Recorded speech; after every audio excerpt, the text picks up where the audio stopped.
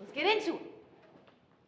How did this living in the world of the If It All Goes South tour differ from other runs that we've been on? There's so much to talk about. The If It All Goes South tour was just different. Being like the newest member, I came in and joined y'all last year.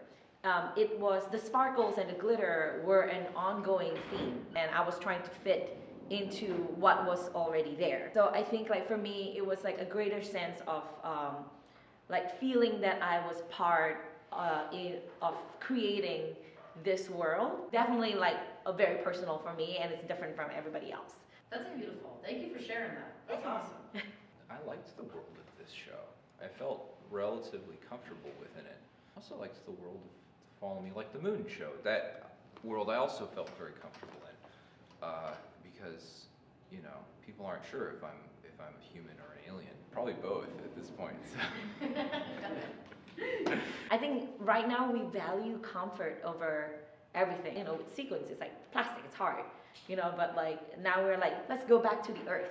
The energy of this tour felt like it matched our warmth and energy as people, perhaps. Moon tour was just like this, and then like South tour was like this, you know.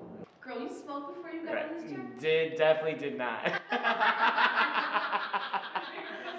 That's what tour does for you.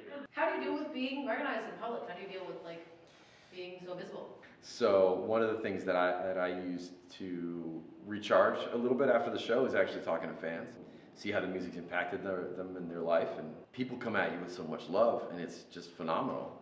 But at the same time, it's like, you know, it's how do you meet somebody with that?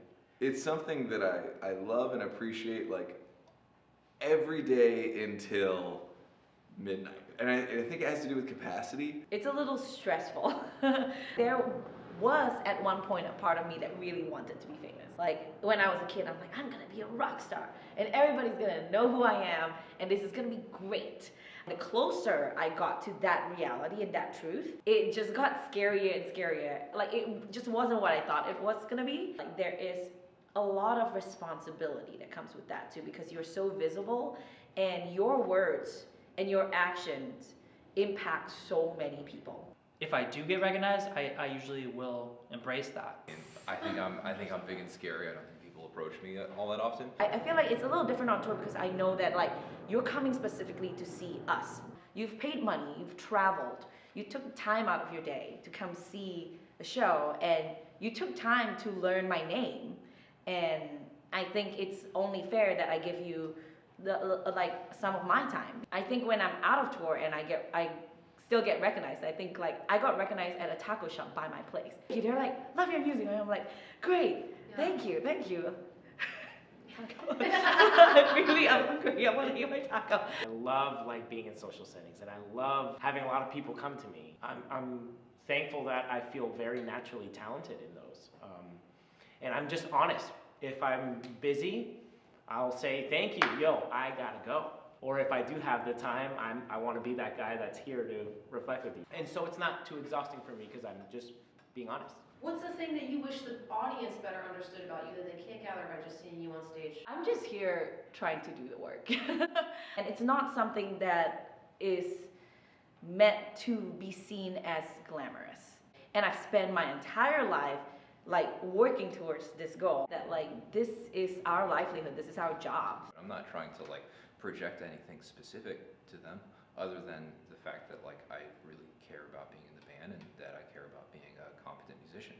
Even though we had a very nice connection, that if I don't respond to like an Instagram or text, that I still remember that connection. I think I would like to be known as like a songwriter. It's like an identity thing that I would like, you know, people to know more about. I think you're gonna definitely start getting more of that, you know, as you keep doing your own music. Yeah, totally. Yeah. So inspired by you. Oh, thanks, man. Something that I wish people knew about me.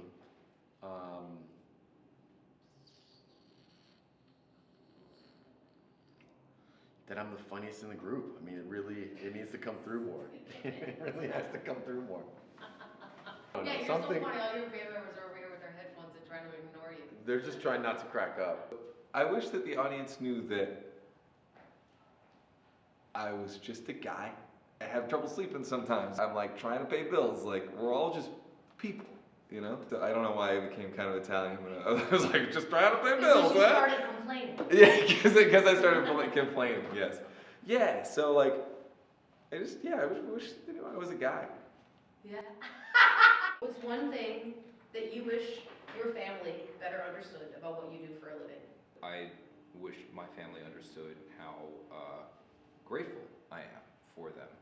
I had a certain level of access to musicians and music because my dad owned a music store when I was growing up, and they also had like lessons there. I don't know that I would have had it in me to pursue something from a young enough age that my parents weren't already like explicitly okay with. You know what I mean? I really don't know if I would have had that in me as a kid. I wish that they understood that like I actually am making it work, because there's always this notion of the struggling musician and the struggling artist, you know, which we all know it's very, very real, and we have all at one point or another been there, and in fact so we still do. Like, there are times right now, as like successful as all of us are, we still struggle. It is still work, you know, it's hard to keep up with folks, you know, when you're out on the road. And it's hard to follow up with emails and follow up with real life back home. But they haven't seen a show. My sister saw a show in Idaho, which was so nice. But my parents haven't seen a show in like 18, I'm giving away my age, 15 years. They will. So they will, when we go to Australia. Yeah, they will when we go to Australia. And then Australian maybe, tour. and then they'll get it. It's hard to quantify the scale of the people that we're actually reaching, like the hearts that we're reaching every night. I just wish that they could feel it. This is a really big one because from the beginning, except for maybe my father, there was not a lot of support for me to become a musician. You know, being a family from Ecuador, rightfully so, they wouldn't understand because making it in the arts is virtually impossible over there. From day one, when I decided I wanted to go to Berkeley, they were very worried, but I felt this spark. It's taken, you know, doing this bus tour, them seeing the success with Sammy Rae and the Friends, for them to be like, oh, this can actually be a career. Like, it's taken that long. And I know they're doing their best. I wish they would know that I got it. Like, even if this December I don't have that many gigs, now I can take time for myself. And I think that that's the luxury that I can have right now with the blood, sweat, and tears that my family had to do to get to this country. To really think about what I want to do that makes me happy, that my parents and my grandparents really didn't have. Like, for them, it's we have to make money, you know, and that's it. I'm making the life of it with the opportunities that they made for us, and it's really beautiful, and I'm so thankful.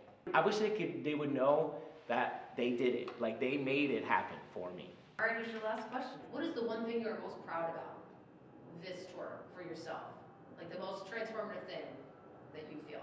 I think like I really stopped feeling guilty for taking time for myself or taking time to do things that I want to do. This past tour, I felt like I was my most present that I've been for my bandmates, present for the show. You were. Thanks, man. Yeah. Handling my anxiety, to just be able to say like, today is going to be a good day. I'm in control of what I'm in control of, and I'm not in control of what I'm not in control of. The headspace that I was able to achieve this tour positively affected every single one of my relationships with the people in the band. And so I am proud of myself for where I'm at. Does that answer the question? Yeah, it does. And I agree with you, and I'm very proud of you for that as well. This tour was the first time that we've got to the place that I've had imagined that we were going to get to. It was the first time that I felt that I could say that we've arrived. Hell yeah. I feel a lot more comfortable presenting myself in front of people. I feel a lot more comfortable in my body. I feel much more resilient than I ever have. And I'm really happy about that. That I can always have a smile on my face, that I can always, that I keep myself in such a healthy place in my mind. And it has a lot to do with my family too. Like, they taught me how to be, I'm sorry, I'm getting a little emotional. It's all good, Susan. You're okay. But they taught me how to, you know, live my goddamn life, like, and just make a fiesta out of anything. I'm blessed to have been loved so deeply, so I'm proud that I've been able to maintain the culture that I grew up with, like, and seeing that I made it, like, such a big thing for me to maintain, like, in touring and, you know, becoming this, you know, drummer that a lot of people are looking at. Like, I'm just so proud that, like, of myself, that I've been able to maintain that very big quality of myself. There was one last piece missing, and it turned out to be the biggest piece of all. Floodgates of pride for you, constantly. Right. You're getting closer and closer to this final form, Right. fully evolved Right. Zenas. I remember when you were running around letting up all those buzz cut mustache, And then here I am now. loafers. right? Yes. You know, all I gotta say is muchas gracias, mamá Sonia, mamá Jenny, papito Eduardo. Les agradezco muchísimo. Okay, and I love you all so much. Y una cosa por todos los fans también. Sí, oh yes. Una última cosa. Sí. Les amo muchísimo y I'll see you on the rocks.